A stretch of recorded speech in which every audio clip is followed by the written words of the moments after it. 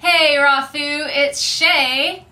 And Frankie G. And I thought it would be really freaking cool, since we're both together, to do a little Rafu interview video. So actually Frankie and his beautiful wife Camille are in town tonight to do a Monday Night Live, and he's going to be talking a little bit about going localvore and tuning into the season, learning how to eat more seasonally. So do you want to just talk a little bit about that for Rafu? Sure. Yeah. Well, thanks for having me.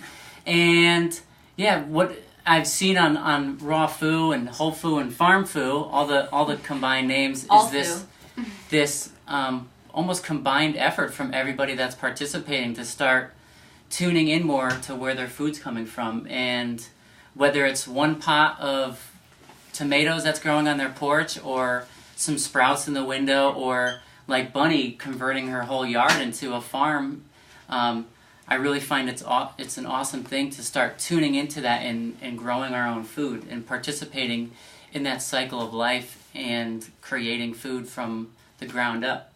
So part of what I've been interested in, and me and Camille have been on this journey for the past year that we've been together, is tuning into those cycles of the seasons, the 4 seasons, especially in New England, where it's really predominant that you have 4 distinct seasons, is creating food and eating food from our area and eating what's fresh and local during that time of the year. So it's been a really fun experiment. We've been eating foods that, for me as a chef of 15 plus years, I've been eating foods that I haven't eaten in a very long time, since culinary school. Like what? Animal products? Yeah, a lot of animal products. I mean, in the winter in New England, there's not an abundance of food as far as what I was eating a year ago. And, we don't have salad every day. Well, what grows there? Well, in the winter, it's pretty much you're eating storage food that was grown in excess for the fall, and that stores well. So onions, garlic, potatoes, and root vegetables.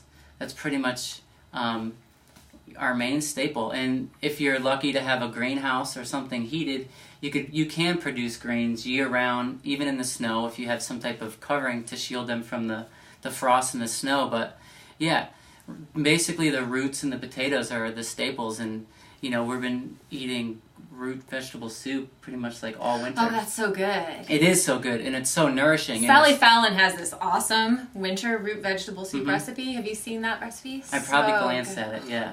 Okay. So it's interesting to see, like just 2 days ago, we went to the farmer's market in southern Maine, and we bought our first spinach and beet greens of the year, and we had our first salad of 2010. And it's like, it went from like, I ate salad 2 meals a day, every day, year round, no matter where I live, to like, sorry, it's not around me, I don't eat it. So what has that been like for you to go from a raw food chef that was like part of your ego identity to embracing being a localvore and going back into animal products? I mean, I'm imagining that when it goes back into spring and summer that you'll be bringing in more raw. Yep. But what was that? Was there any kind of a mind trick for you with that, or a lot of things? Struggle, or? There was a little bit of struggle, just as far as like, wow, I can't believe I'm actually eating this, because there was that time where I was like, I shut off so many foods that I'm like, I will never eat this again. Like, this food is evil, and I don't want that in my life, and I'll never do that again. And creating these like guidelines for which I ate, to being almost a huge sigh of relief. Like, wow, I don't have to be so completely anal about what I eat, that I'm like, this feels good to me to put in this food that's grown 20 miles away, that I've actually got to go and visit the farm. I got to talk and pet the animals and see how they act in nature, and watch the whole process from start to finish.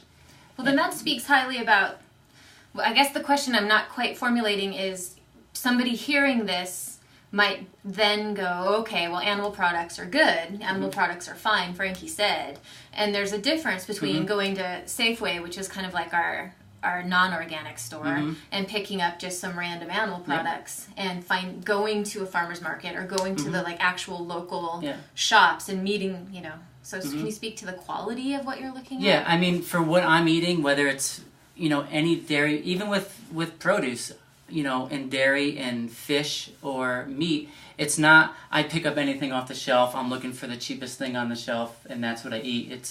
It's the way I want to eat food, no matter what it is, the way it's been raised for hundreds of years before, like the Industrial Revolution came, where corn and grain was like, well, it's cheap, we could bulk them up really quick. So I'm not, I'm very picky about what foods I will eat, especially if it's an animal product, because there's a major difference. When people say meat is bad, it's really not the case. Yet factory farm should be illegal, and I think it's dangerous for humans to consume that food. And so you didn't come up against any kind of, I don't know what your reasons prior to this for being vegan were, but did you come up against any kind of like spiritual crisis going back to animal products or? No, I mean, I really had to like open my heart and really know that for me, everything I eat there is going to die, whether it's vegetable matter, the soil that the food's grown in, or an animal, something dies for me to thrive. And so whether it's, something with a face or something with a mother or something with a consciousness that's a plant, something is going to be cut away or slaughtered or bloodshed for me to feed my body. Always a carcass on your plate. Yeah, okay. So you can get as detailed as you want, or so it's hard. I'm really not trying to say that meat is for everybody, that everyone needs to eat meat. Some people feel they do well on a vegetarian or a vegan diet or fruitarian diet or a breatharian diet.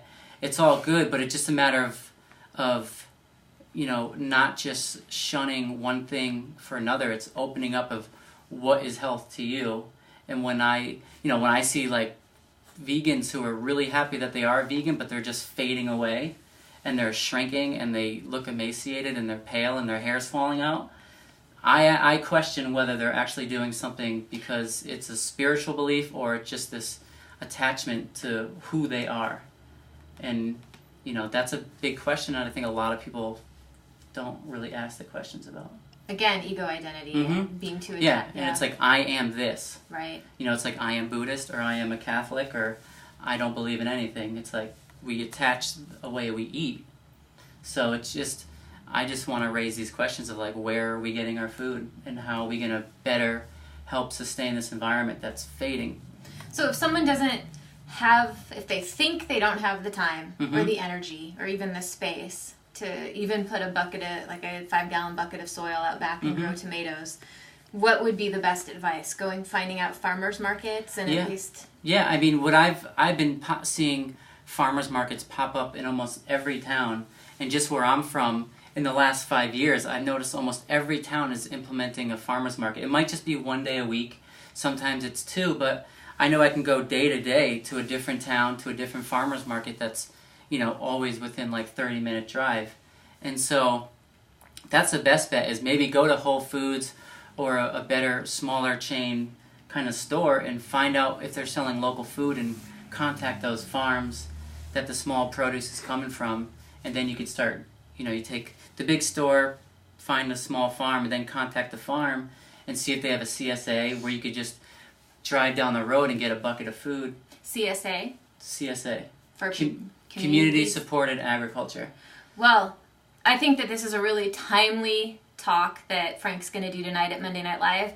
The weather's getting gorgeous here. I'm actually growing my first thing ever. I've got a lemon tree. It took like 2 years for it to actually have a lemon, and I'm so excited. So we've been raiding our friends' gardens for years, and our commitment this year is to actually make it to the farmer's market once a week, not just stopping by the store twice a week. So we also want to really congratulate Bunny on all the work she's doing. For sure.